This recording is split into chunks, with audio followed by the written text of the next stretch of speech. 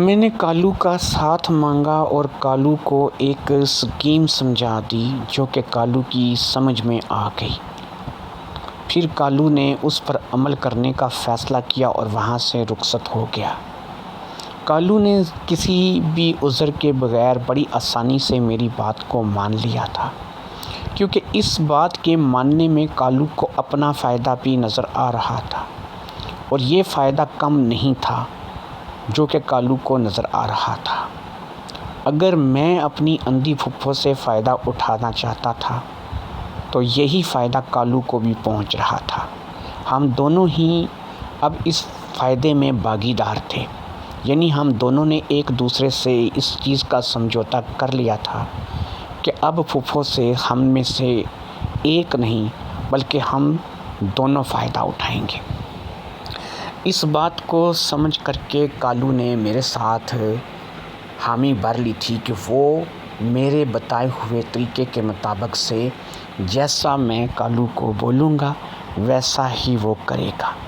میں نے وہیں دکان پر بیٹھے بیٹھے کالو کو ساری اسکیم سمجھا دی تھی اور اسے بتا دیا تھا کہ اس نے کیا کرنا ہے۔ لہٰذا اسکیم کے مطابق 2 سے 3 دن کے بعد جب میں نے اس کو بتایا تھا کہ ہم لوگ اس پر عمل درآمد کریں گے، وہی کچھ ہوا جیسا کہ میں چاہ رہا تھا۔ میں نے کیا کیا کہ میں نے اپنی پھپھو سے کہا کہ پھپھو، میں شہر جا رہا ہوں سامان لینے کے لیے، لیکن ایسا ہے کہ اس بار دکان کا سامان کچھ ضرورت سے زیادہ کم ہے، تو میں کچھ زیادہ سامان لینے کے لیے جا رہا ہوں، اور ہو سکتا ہے کہ مجھے رات میں شہر میں ہی رکنا پڑے۔ تو یہاں پر میں نے مانا کہ آپ چائے وغیرہ بنا لیتی ہیں یا پھر چھوٹے موٹے کام بھی آپ کر لیتی ہیں، لیکن میری غیر موجودگی میں آپ کے لیے مسئلہ بن جائے گا بہت زیادہ کھانے پینے کا۔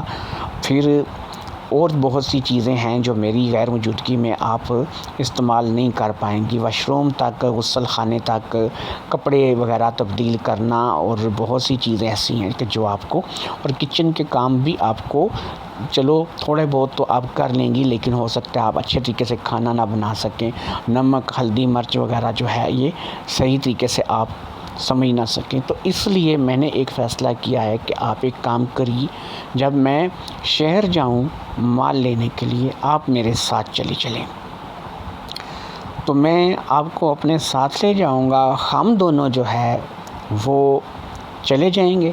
اگر مجھے وہاں ایک دن رکنا بھی پڑا تو چلے میں اور آپ کسی ہوٹل میں رہ لیں گے، اور پھر اگلے دن جب میں سامان لے لوں گا تو ہم لوگ واپس گاؤں آ جائیں گے۔ تو میں آپ کو اب صرف یہ ہے کہ اکیلا چھوڑ کر کے جا نہیں سکتا، مجھے ایسا نہیں لگ رہا کہ مجھے آپ کو اکیلا چھوڑ کے جانا چاہیے۔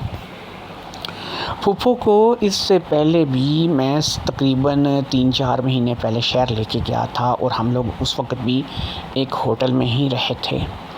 اس رات بھی ہم ایک ہوٹل کے کمرے میں رہے تھے، اور وہ رات یقین کریں میں نے بڑی مشکل سے کاٹی تھی، کیونکہ ہم لوگ ایک ہی کمرے میں دونوں رہے تھے، اور آپ خود اس چیز کا اندازہ لگا سکتے ہیں کہ اس رات کو میرے شیطانی خیالات کس قدر عروج پر تھے، اور میں پتہ نہیں کیسے اپنے آپ کو کنٹرول کر کے وہ رات گزار پایا تھا۔ لیکن کیونکہ اس وقت میں اکیلا تھا، ہوٹل تھا، انجان جگہ تھی، پھپھو تھی، تو کچھ بھی میرے خلاف ہو سکتا تھا اگر میں کوئی قدم اٹھاتا۔ میں ایسا نہیں ہے کہ میں ڈرتا تھا، میں اصل میں بدنامی سے اور پولیس کچہری سے ان چیزوں سے ڈرتا تھا۔ میرا اصل ڈر ان چیزوں کا تھا۔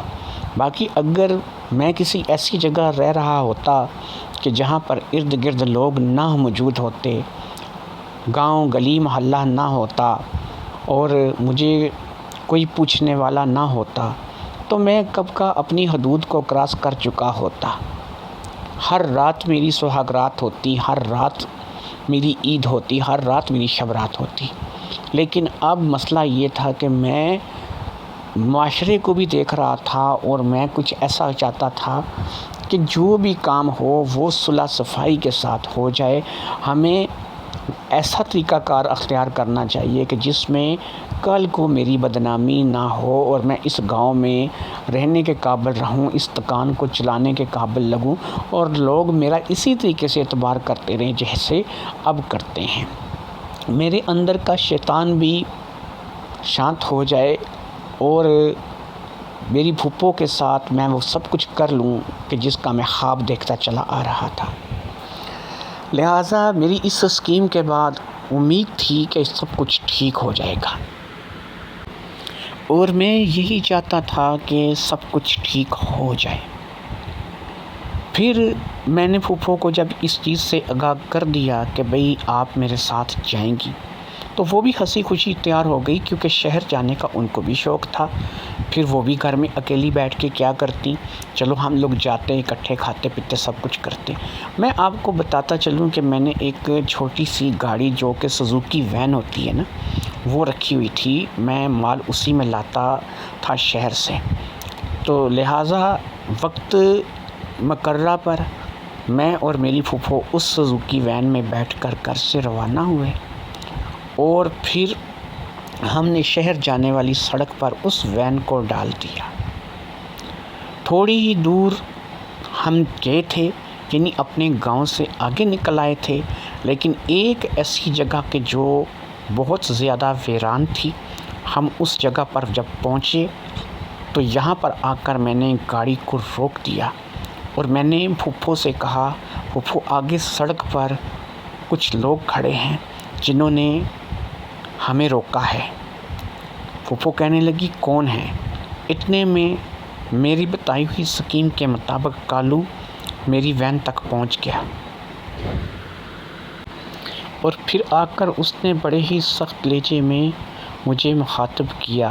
وہ اپنی آواز کو بدل کے مجھ سے بات کر رہا تھا۔ اس نے مجھے نیچے اترنے کے لیے کہا اور اس نے دھمکی دی کہ اگر میں نیچے نہیں اتروں گا تو وہ مجھے گولی مار دے گا۔ یہی کہہ کر کے اس نے مجھے نیچے اترنے کے لیے کہا۔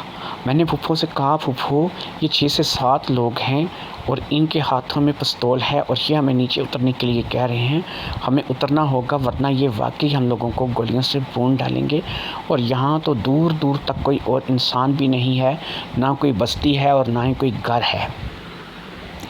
پھپھو بھی ڈرتے ڈرتے کانپتے ہاتھوں سے دروازہ کھول کے نیچے اتر آئی۔ اس نے منت سماجت شروع کر دی کہ ہمیں چھوڑ دو، ہمیں جانے دو، تم ہمیں کیا کرنا چاہتے ہو، تمہارا کیا مقصد ہے؟ کالو نے اس پھپھو کو بھی بڑے سخت لہجے میں مخاطب کیا اور کہا کہ چپ کر کے چلو، جس طرف میں لے کر چلتا ہوں میرے پیچھے پیچھے آؤ ورنہ دونوں کو گولی مار دوں گا۔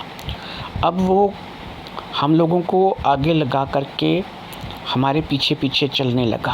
میں نے پھپھو کا ہاتھ پکڑ لیا تھا اور ان کو لے کر کھیتوں کی طرف جا رہا تھا۔ آپ کو بتاتا چلوں کہ ان کھیتوں کے بیچوں بیچ ایک چھوٹا سا مکان بنا ہوا تھا، جو کہ کالو کے کچھ عزیزوں کا مکان تھا، لیکن یہ کیونکہ کافی شہر سے باہر تھا تو وہ ان لوگوں نے کبھی بھی یہاں پر آ کر رہنے کا نہیں سوچا تھا۔ وہ کبھی کبھار صرف اس کو دیکھ ریکھ کے لیے آتے تھے اور یہاں سے صفائی وغیرہ کر کے چلے جاتے تھے۔ اس مکان کے بارے میں ہی میں نے اور کالو نے سوچ کر ساری اسکیم تیار کی تھی۔ ہم ایسا تاثر دے رہے تھے کہ جیسے ہم 6-7 لوگوں کے نرگے میں ہیں اور 6-7 لوگ ہمیں گھیر کر کے لے کر جا رہے ہیں۔ پھر جب ہم اس مکان پر پہنچ گئے تو کالو نے ہمیں اس مکان کے دروازے سے اندر داخل ہونے کے لیے کہا۔ میں نے تھوڑا سا احتجاج کرنا چاہا تو کالو نے اس بار تھوڑا سا اور مختلف لہجہ رکھ کے مجھے ڈانٹا، یعنی کہ وہ اپنے آپ کو دوسری شخصیت ظاہر کرنا چاہ رہا تھا کہ ایسا پھپھو کو لگے کہ ایک سے زیادہ لوگ ہیں۔ میں نے بھی پھپھو کو بار بار یہی بتایا کہ یہ 6-7 لوگ ہیں جن کے ہاتھوں میں گنے ہیں اور ہماری خیر نہیں ہے کہ اگر ہم ان کی بات نہیں مانیں گے تو۔ پھپھو بھی خاموشی سے چلتی جا رہی تھی اور پھر وہ ہمیں اس مکان کے اندر ایک کمرے تک لے آیا۔ اس کمرے میں باقاعدہ سے 4 پائیاں لگی ہوئی تھیں اور یہاں پر کچھ سامان بھی پڑا تھا۔ یہاں پہنچ کر اس نے دروازے کی طرف رخ موڑا اور اپنے ساتھیوں کو مخاطب کر کے، جو کہ فرضی ساتھی تھے، کہنے لگا تم لوگ باہر ہی رکو اور تم میں سے کوئی بھی اندر نہیں آئے گا۔ میں جب تک اندر ان سے بات کر رہا ہوں تم لوگ باہر پہرا دو، اور یاد رکھو کہ اگر کوئی بھی شخص ادھر آیا تو ٹانگیں توڑ دوں گا۔ یہ کہہ کر کے اس نے میری طرف گھوما اور دونوں سے بات کرنے لگا۔